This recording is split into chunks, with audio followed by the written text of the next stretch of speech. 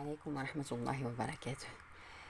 مرحبا بتلاميذ سنة ثالثة إعدادي والمقبلين على دراسة المواد العلمية باللغة الفرنسية، ولكن البعض منهم مازال عنده مشكل في اللغة العربية رغم تمكنهم من مادة الفيزياء والكيمياء، وبالتالي سأشرح باللغة العربية مع الإبقاء على المصطلحات العلمية باللغة الفرنسية، والهدف هو تسهيل وضبط وتذكرها بشكل جيد. إذا نبدأ على بركة الله. أول درس هو المواد المستعملة في حياتنا اليومية les matériaux du quotidien. أنصح في البداية بالاستماع للشريط بأكمله، ثم إعادة الاستماع إليه مرة ثانية، وذلك بأخذ قلم ودفتر لكتابة أهم المعلومات والمصطلحات الجديدة أو المصطلحات المهمة. إذا نبدأ على بركة الله. les corps et les matériaux أو الأجسام والمواد، وهي كل ما يدخل في صناعة الأجسام، وتقسم إلى أصناف. أهم الأصناف هي ثلاثة. أولا les matériaux organiques أو المواد العضوية، الفلزات أو les métaux، les céramiques et verres أي الخزف والزجاج. خصنا نعرفوا أن المواد منها ما هو طبيعي ce qu'on appelle les matériaux naturels، ومنها ما هو مصنع من طرف الإنسان les matériaux synthétiques. يمكن للجسم أن يكون متكونا من مادة واحدة، في هذه الحالة مثلا عندنا الجسم هو الكرسي، في الحالة الأولى يتكون من البلاستيك فقط أو من الفيز فقط، أو يتكون من عدة مواد كفلزات، بلاستيك، ثوب، خشب إلى آخره. الخواص المميزة للمواد. نبدأ بالمجموعة الأولى أي مجموعة الفلزات les métaux.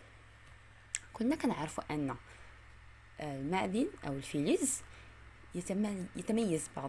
يتميز باللمعان عند الصقل، التوصيل الجيد للكهرباء والحرارة bon conducteur électrique et thermique، la résistance au choc يعني أنه مقاوم للصدمات، غير منفذ للسوائل imperméable، opaque يعني معثم أي لا يسمح بتمرير الضوء من خلاله. أخيرا الفلزات تتميز بخصائص أفضل عند مزجها بمعدن آخر ما يسمى بالأشابة لالياج.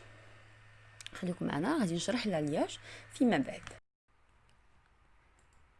من أهم الفلزات المستعملة في حياتنا اليومية الحديد، ويستعمل بشكل كبير في الصناعة والبناء. يليه الألومنيوم، يستعمل في صناعة السيارات، الطائرات، التجفيف الغذائي. الزنك مستعمل أيضا في البناء والصناعة. ثم النحاس، وهو أفضل موصل كهربائي بعد الفضة. سبق وتكلمنا عن الأشابة الألياج، والتي نحصل عليها بإضافة عنصر كيميائي لأحد المعادن بهدف تغيير خصائصه. مثلا الحديد لو فير، إلا عندنا واحد الكمية معينة من الحديد وصلنا لها كمية من الكربون تفوق 2%، كنحصلوا على لا فونت حديد السبك. بخلاف إذا كانت نسبة الكربون لا تفوق 2%، فنحصل على الفولاذ لاسي.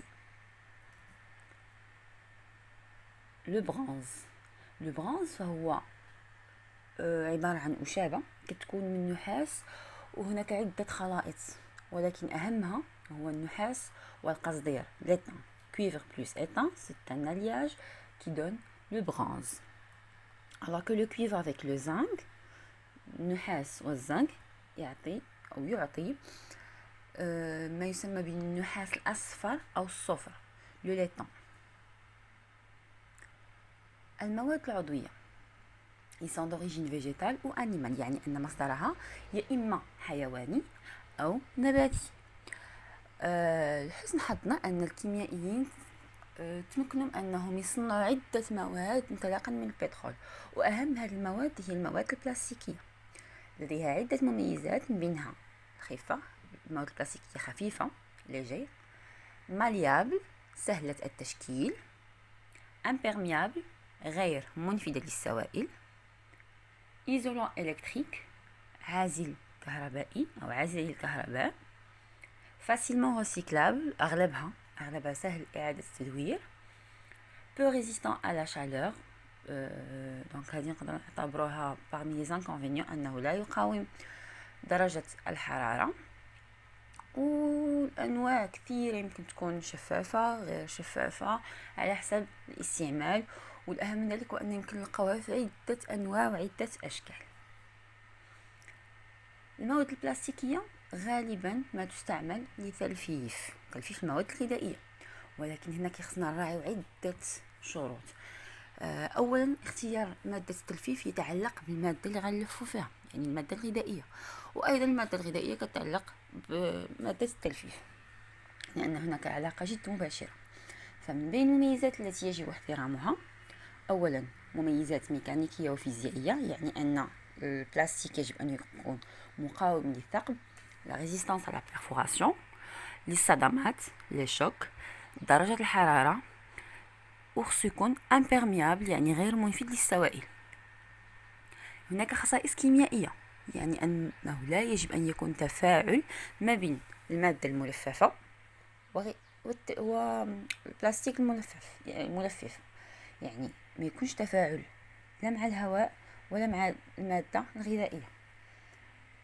l'emballage d'un aliment ne doit modifier ni sa composition ni son goût، يعني أن المادة الملففة ما خصش تغيروا لها خصائص ديالها من ناحيه المكونات او اللون او المذاق بسبب البلاستيك المستعمل. واخيرا عند الانتهاء من التلفيف، هذاك البلاستيك خصو يكون سهل اعاده التدوير باش ما يشكلش خطر علينا على الطبيعه وعلى الكائنات الحيه الموجوده بها. اخر صنف هو صنف الخزف والزجاج. هي مواد غير عضويه وغير معدنية نحصل عليها بواسطة الحرارة ويليها التبريد. المميزات ديال الخزف والزجاج: ثقيل، لوغ، امبيرميابل غير منفذ للسوائل، كاسون اي فراجيل يعني انها اجسام هشة سريعة التحطم، عازلة للكهرباء، ولها مقاومة جيدة لدرجة الحرارة ولأغلب المواد الكيميائية. لا ريكونيسونس دي ميتو كيفاش دي ماتيريو، كيفاش نتعرفوا على لي ماتيريو. مثلا عندنا هاد العينات وبغينا نتعرفوا عليهم، فاول طريقه يمكن نستعملها هي طريقه الالوان او باستعمال حاسه البصر. فهنا كيبانوا لي الوان مختلفه، مثلا اللون رمادي، اللون الاصفر، لون روج اورانج ما بين الاحمر والبرتقالي. Le rouge orange, excusez-moi, le rouge orange correspond au cuivre. Le jaune, c'est très connu, c'est l'or. Mais إذا كان اللون ديال الفلز رمادي، فهناك عدة فلزات كتميز بهذا اللون الرمادي. أول تجربة يمكن نقوم بها أو لا رائز فهو تعريضه للمغناطيس. إذا كان تجاذب مع المغناطيس فهو الحديد، بخلاف إذا ما كانش تجاذب مع المغناطيس. فهنا يمكننا نقوم برائز الكثافة، لا دنسيتي، يعني مقارنة كثافة الفلزات، علما أن الفضة أكثر كثافة من الزنك، أكثر كثافة من الألمنيوم. نأخذ عينات من فلزات لها نفس الكتلة. هناك فلزات ذات لون رمادي، وهناك فلز يظهر أنه فلز النحاس من خلال اللون، ونقوم برائز الكثافة. فالكثافة هي خارج الكتلة أو خارج كتلة حجم معين من الفلز على كتلة نفس الحجم من الماء. العينات اللي عندنا كلها لديها كتلة 100 غرام. ومن بعد غادي نلاحظوا أو نقارنوا حجم هذه الفلزات. كنلاحظوا أن الألومنيوم هو الفلز اللي عنده أكبر حجم، مع أن الكتلة نفسها، يلي الزنك، الحديد، ثم النحاس. نستنتج إذن أن النحاس هو الفلز الأكثر كثافة من بين الفلزات اللي عندنا في التجربة. يعني شنو؟ يعني أن نفس الكتلة يمكن تكون متراصة في واحد الحجم صغير، بخلاف أن الألومنيوم نفس الكتلة من المادة كيلزمها حجم كبير للتراص، وبالتالي الألومنيوم هو الأقل كثافة من بين الفلزات اللي في الصورة. إذا كخلاصة، يمكن تمييز عدد محدد من المعادن التي تمتلك ألوان مميزة، إما باستعمال الألوان أو الانجذاب للمغناطيس أو الكثافة أو روائز أخرى غنتعرفوا عليها فيما بعد إن شاء الله. الآن كيفية التعرف على المواد البلاستيكية. من قبل ما نتعرفوا عليها نتعرفوا على بعض الأسماء الأكثر استعمالا. أولا البوليتيلين تيريفتالات رمزه PET، وهو اللي كنلقاو في قنينات المياه المعدنية أو قنينات المشروبات الغازية. يليه رقم 2 PEHD بوليتيلين haute densité. خصنا نعرفوا أن هناك البوليتيلين haute densité، البوليتيلين ديال الكثافة المرتفعة، ورقم 4 البوليتيلين basse densité ديال الكثافة المنخفضة. ثالثا الPVC بوليكلورور دو فينيل. خامسا البوليبروبيلين. وسادسا البوليستيرين. بوليكربونات اللي هو رقم 7 PC، ما غاديش نشوفوه في هذا الرئيس اللي غنوريكم فيما بعد. دونك ناخذ عينه من كل نوع من هذه الانواع، يعني عينه من PET، عينه من PEHD، PVC، PEBD، PP et PS. عينه يعني واحد ان اشانتيون، قطعه صغيره، كنوضعوها فوق الماء، ماء لودوس، ماء صنبور.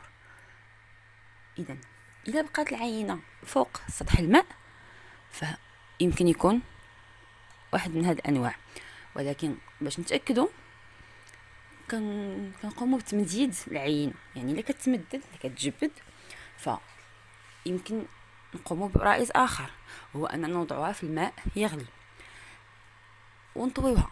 الا كانت كتلصق على نفسها فهو البوليتيلين باس دانسيتي، ولكن الا وضعناها في ماء مغلي وما كتلصقش فهي البوليتيلين او دانسيتي. بخلاف اذا ما كانش هناك تمدد فهو اوتوماتيكمون البوليبروبيلين. دونك هادو بالنسبه للعينات التي تطفو فوق سطح الماء. بالنسبه للعينات التي لا تطفو فوق سطح الماء، دونك فلوت سور لو سالي ا ساتوراسيون، يعني كناخذوا اناء اخر يحتوي على الماء زائد الملح حتى الاشباع، يعني الملح بكميه كبيره حتى الاشباع.